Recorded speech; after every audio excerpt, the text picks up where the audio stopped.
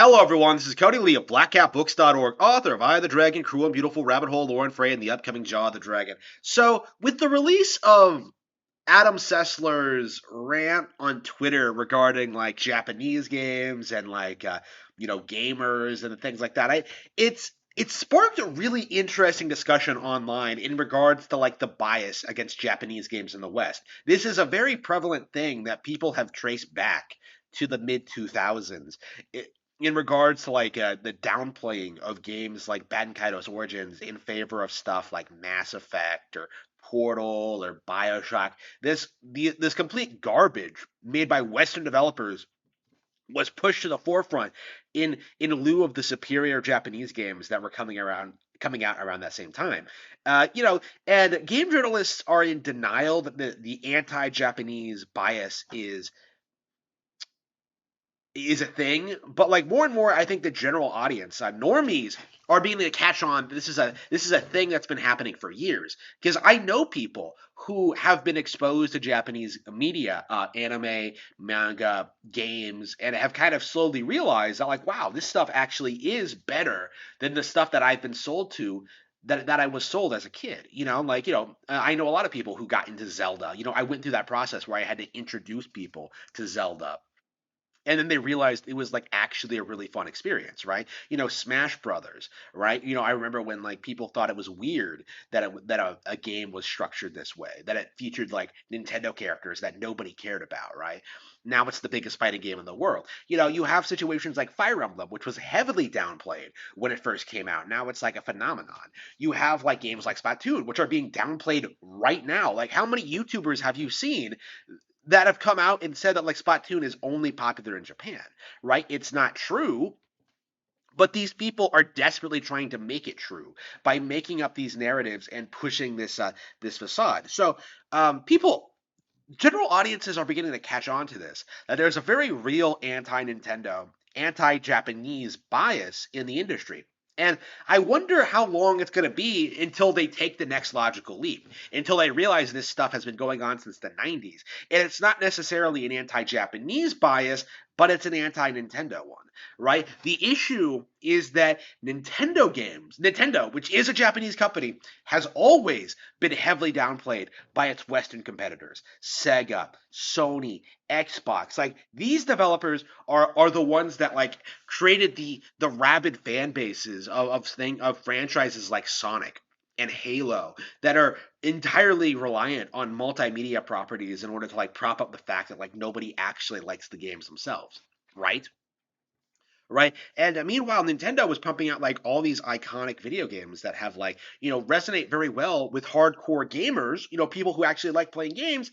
But if you're just watching a cartoon, you're going to get a warped perception of what these characters actually are like. Sonic in the cartoons is portrayed as being a lot more interesting than he actually is, right? Meanwhile, like the Zelda cartoons never took off the same way.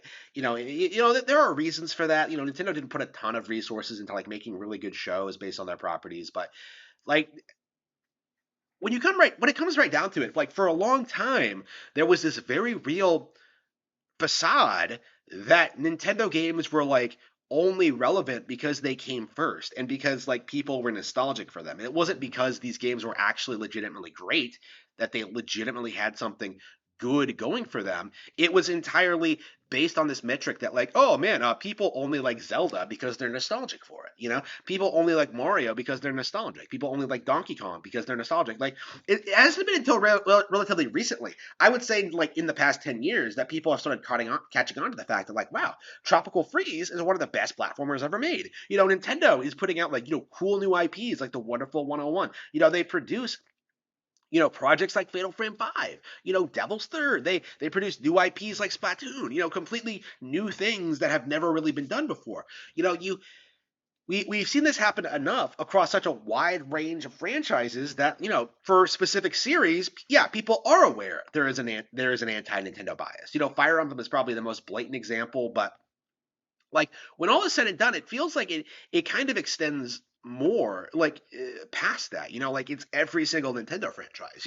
Like anything that isn't westernized is like heavily demonized by the gaming media. It's Metroid Prime is an interesting example because it was made by a Western studio, but like we saw this like play out in real time.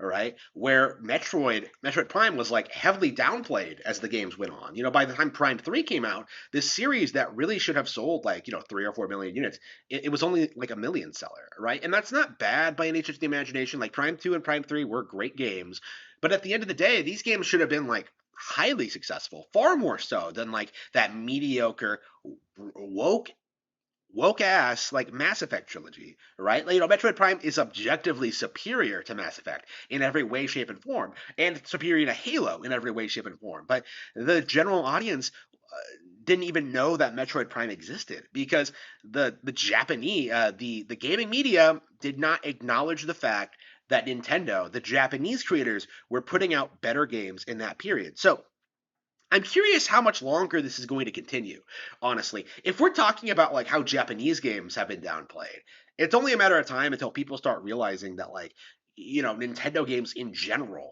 have been downplayed. Like, and I think the Switch, once we get past this whole like Switch 2 thing, whether like Nintendo releases a new console like 4 years from now or not, like, no matter what happens, like, I think we're going to be in this situation where a lot of people are going to be exposed to the very best Nintendo has to offer. And as a result of that, it's going to be more and more difficult to downplay Nintendo games. This is something that I noticed growing up is that they had trouble downplaying like the big major Nintendo games, stuff like Super Mario Galaxy and stuff like Zelda, so much so that they didn't even try. But like with spin-off games, stuff like Mario Party, stuff like Triforce Heroes, stuff like Federation Force, the Prime series in general, Metroid. Like how many times have we been told over the past couple of years that Metroid doesn't do well, that it's a niche franchise, which isn't exactly true. Like it sells a million units. It's not stretch. It is a million seller. It's not niche by any stretch of the imagination. It's just not as popular as like certain other Nintendo franchises, right? Metroid doesn't do super well, but at the end of the day, like it's still financially viable, right? There's still an audience for it. Like people still love Metroid games, right? This idea that like Metroid just doesn't do well at all is just a game journalist invention, right? Like, used to justify why we weren't getting new Metroid games for a period of time, right? Like it was always very clear to me that Metroid was always going to be supported as it's Nintendo's premier sci-fi franchise. But people seriously got it in their heads that we were never going to get a new Metroid game ever. Like, it was so ridiculous. It was so absurd, honestly. I had to wonder how much longer can people keep this up? Like we've already seen this a couple of times over the past couple of years where like, we have I played WarioWare Get It Together last night on stream, and it was honestly one of the most fun streams I've had in a while. It was like one of those things where I was just like, wow, I liked this game when it first came out, but like now that I'm playing it again for the first time ever, it's like, wow, it's this game is actually really good. Like I've seen that game be downplayed.